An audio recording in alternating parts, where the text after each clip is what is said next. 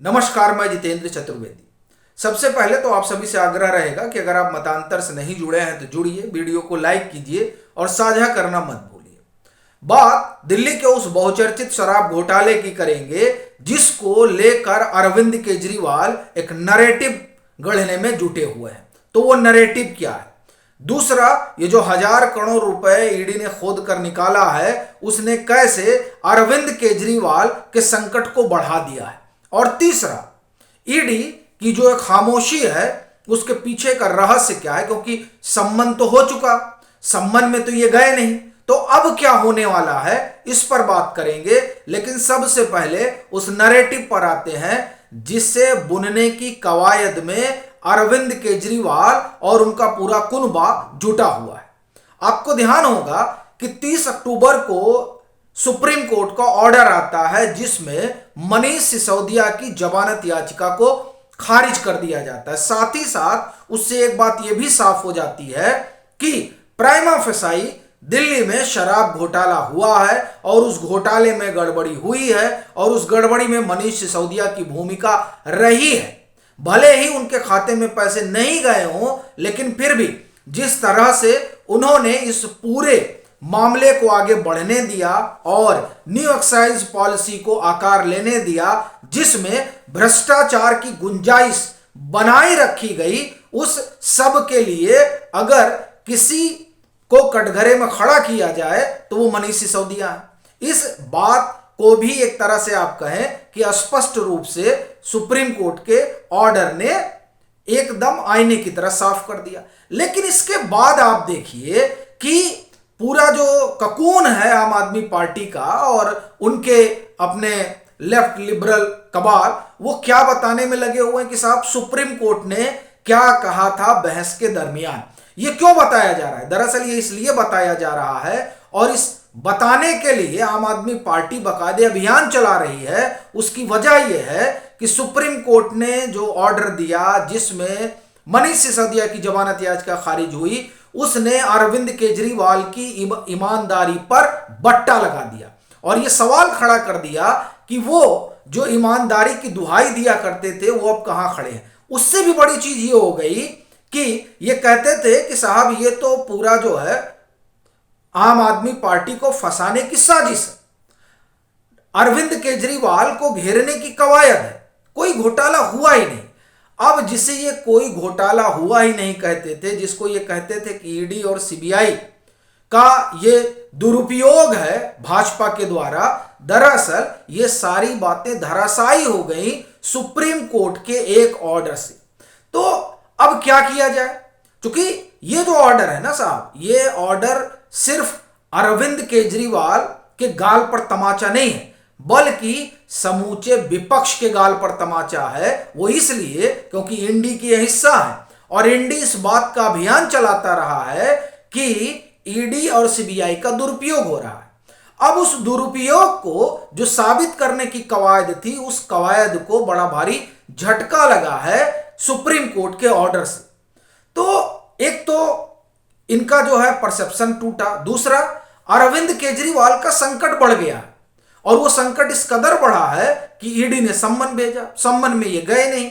अब जब ये सम्मन में नहीं गए और कह दिया कि साहब आपका सम्मन ही गैर कानूनी है, चलिए साहब सम्मन गैर कानूनी हो गया। लेकिन ये जो सुप्रीम कोर्ट ने कह रखा है कि 6 से 8 महीने में ये पूरा ट्रायल खत्म करना है, ये टाइम बाउंड है और इतने टाइम बाउंड में अगर ये नहीं खत्म होगा तो जाहिर सी बात है कि ईडी और सीबीआई को ही कटघरे में खड़ा किया जाएगा।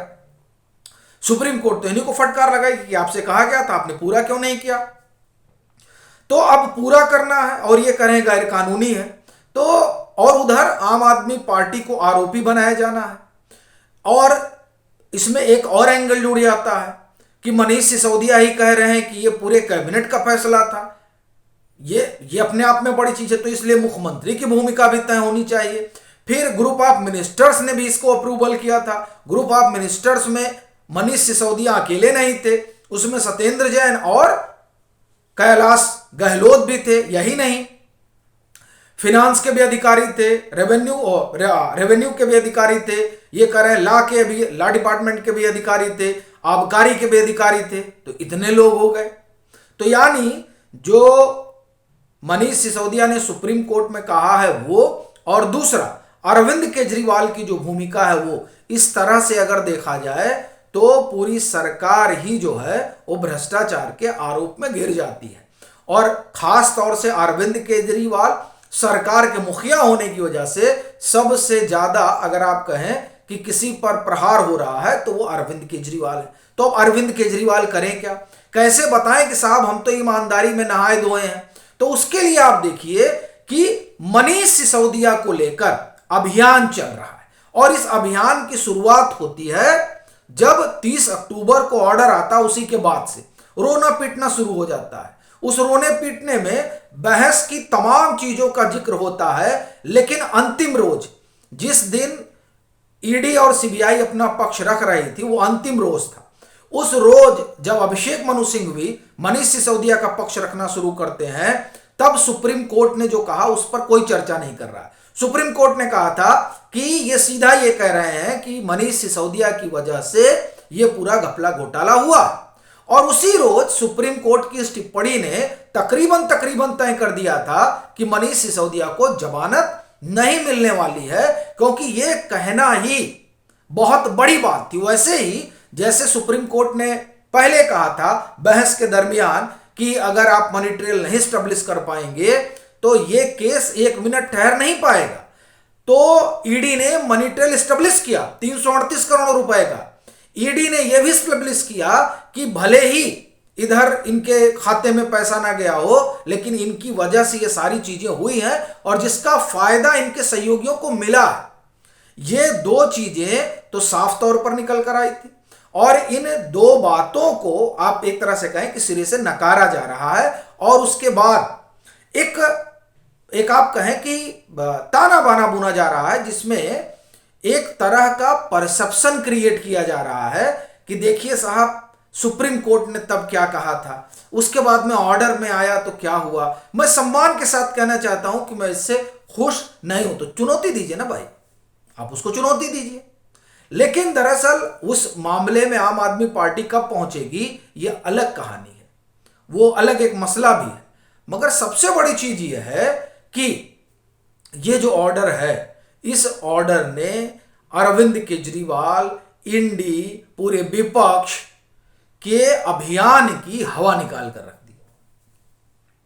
इस वजह से पूरा इकोसिस्टम नैरेटिव गढ़ने में जुट गया है कि नहीं साहब आप देखिए कि कितना पीड़ादायी है। ये तस्वीर वगैरह जो लाकर दिखाकर एक सेंटीमेंट तैयार करने की कोशिश हो रही है, और जो लीगल पॉइंट है उसको पीछे ढकेलने की कोशिश हो रही है, पहली चीज। दूसरी चीज, अरविंद केजरीवाल इस बात को जान रहे हैं कि अब जब इसको 6-8 महीने में ट्रायल पूरा करना है, सुप्रीम कोर्ट कह रहा है, तो अब इनको टांग के ले जाया जाएगा।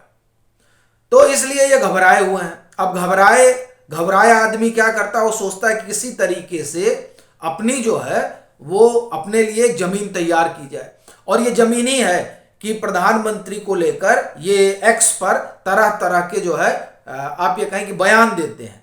वो बयान एक तरह से भूमिका ही तैयार करना है कि अगर हमको ईडी उठा कर ले जाएगी तो हम बता देंगे। जैसे आप देखिए क्या कहा जा रहा है, देखिए जो अडानी खिलाफ बोलता है उसको ईडी उठा ले जाती है, लेकिन ये कोई नहीं कह रहा है कि महुआ मोइत्रा ने क्यों गिफ्ट लिया भाई, सवाल पूछने के लिए। और अब तो वो जो वकील साहब हैं जिन्होंने इनके खिलाफ मोर्चा खोल रखा है, वो तो कह रहे हैं कि 2 करोड़ रुपए तो पता नहीं क्या क्या, वो तो आरोप अब गंभीर लगा रहे हैं।